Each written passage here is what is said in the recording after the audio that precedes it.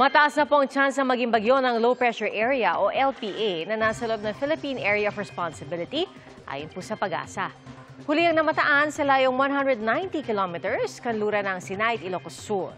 Inaasahang lalabas na rin yan ng PAR bukas pero sakaling maging bagyo ay tatawag na itong Bagyong Lani. Sa ngayon ay nagdadala na ito ng pag-ulan sa buong Northern Luzon. At binabantayan din ng Pag-asa mga cloud cluster o kumpol na mga ulap sa Philippine Sea na nasa silangan ng bansa. Hindi raw inaalis ang tsansa na may mabuong LPA roon sa mga susunod na araw pero posible pa rin magbago.